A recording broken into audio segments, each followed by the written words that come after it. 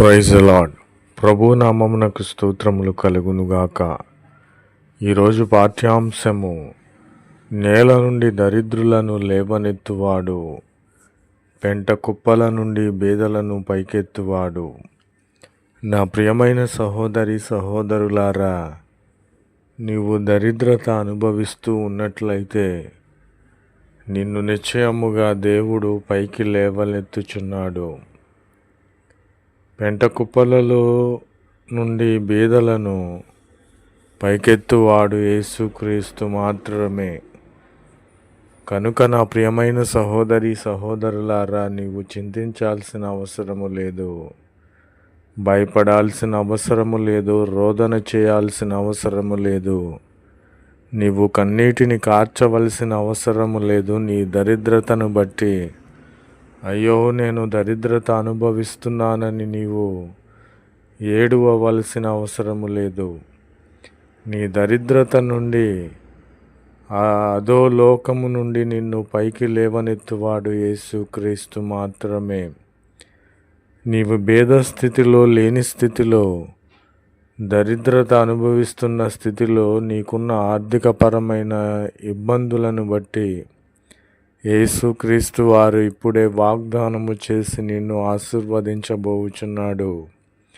నీ దరిద్రత నుండి నిన్ను పైకి లేవనెత్తువాడు, నీ బీదతనమును పోగొట్టి నిన్ను పైకి ఉన్నత స్థలములపైకి ఎక్కించుచున్నాడు. కనుక నా ప్రియమైన సహోదరి సహోదరులారా, నీ యొక్క భూఫలము ఆశీర్వదించబడబోచున్నది.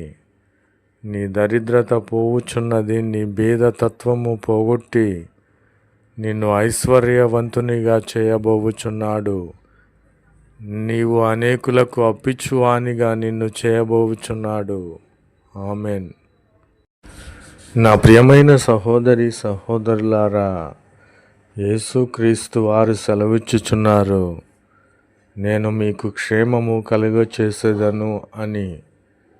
మీరున్న పరిస్థితిని బట్టి, మీ లేమితనమును బట్టి, నీకు లేని గృహమును బట్టి, నీకు లేని ఆశ్రయమును బట్టి, నాకు క్షేమము కలుగు మార్గమేది అని నీవు వేదన చెంది ఉన్నావేమో. యేసుక్రీస్తు వారు వాగ్దానము చేసి ఉన్నారు, నేను నీకు క్షేమము కలుగచేసేదను. ఆమెన్. నీకు గృహమును దయచేయుచున్నాను. నీ ఆర్థిక ఇబ్బందులను తొలగించి నిన్ను ఇతరులకు అప్పిచ్చువానిగా చేయబోచున్నాను. ఇప్పటి వరకు నీవు సాతాను బంధకములో చిక్కుబడి ఉన్నావు. ఇది మొదలుకొని నా చేతులలో, నా హస్తపు నీడలో నిన్ను కాచి ఉన్నాను. నీకు క్షేమము కలగబోచున్నది. నీకు సమృద్ధిని ఇచ్చుచున్నాను. నీవు ఆశీర్వదించబడిన గుంపులో ఉన్నావు. నిజదేవుడైనటువంటి యేసుక్రీస్తే నీకు రక్షకునిగా ఉండినప్పుడు సమస్తము నీకు దయచేయబోచున్నాడు. యేసుక్రీస్తుని ఇప్పుడే నీవు సొంత రక్షకునిగా అంగీకరించు. నీకు క్షేమము కలుగుతుంది. నీవు వర్షమునకునో లేదా ఉరుములకునో శత్రు సమూహమునకునో భయపడాల్సిన అవసరము లేదు. నీకు ఆశ్రయదుర్గమైన యేసుక్రీస్తు ఉన్నారు. నీకు ఆశ్రయము కల్పించి ఉన్నారు. ఆయన తన చేతి నీడలో, రెక్కల నీడలో కాచి కాపాడి ఉన్నాడు. కనుక నీకు క్షేమము కలుగచేసిన వాడు యేసుక్రీస్తు మాత్రమే. కనుక ఈ వాగ్దానము నీవు నమ్మినట్లయితే నీ జీవితంలో నెరవేర్చబోచున్నాడు. నేను నీకు క్షేమమును కలుగచేసి ఉన్నాను. ఆమెన్. నా ప్రియమైన సహోదరి సహోదరులారా, దేవుడు నిత్యము నిన్ను ఆశీర్వదించునుగాక. నీ దరిద్రత నుండి నిన్ను లేవనెత్తిన వాడు నిన్ను ఆశీర్వదించి ఉన్నాడు. నీ బీదతత్వమును పోగొట్టి నిన్ను ఆశీర్వదించి శ్రీమంతునిగా చేసి ఉన్నాడు. నిత్యము కూడా నిన్ను ఆశీర్వదించి ఉన్నాడు.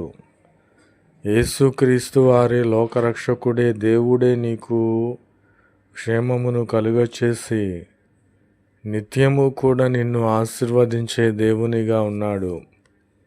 దేవుడు నిత్యము నిన్ను ఆశీర్వదించాలి అంటే నీవు దేవుని ఆజ్ఞలను పాటించాలి. పాపము చేయకూడదు, వ్యభిచరించకూడదు, ధనాపేక్ష నీలో ఉండకూడదు, లోక సంబంధమైన హేయ క్రియలు నీలో ఉండకూడదు, మద్యపానము నీలో ఉండకూడదు, దొంగతనములు, అబద్ధం మాటలు, మోసకరమైన మాటలు, తలంపులు నీలో ఉండకూడదు. ఎప్పుడైతే నీవు దేవుని ఆనుకొని దేవుని అడుగుజాడల్లో నడిచి దేవుని ఆజ్ఞలను నీవు పాటించి ఉన్నావో దేవుడు నిత్యము నిన్ను ఆశీర్వదించునుగాక. దేవుడు ఆశీర్వదిస్తే ఎలా ఉంటుంది? నిన్ను మించిన వాడు ఎవడునూ ఉండడు. లోకంలో ఉన్నవాని కంటే నీలో ఉన్నవాడు యేసుక్రీస్తు గొప్పవాడు కనుక ఆయన ఆశీర్వదిస్తే నీవు అంతకంతకు నూరంతలుగా ఫలించే వానిగా ఉంటావు.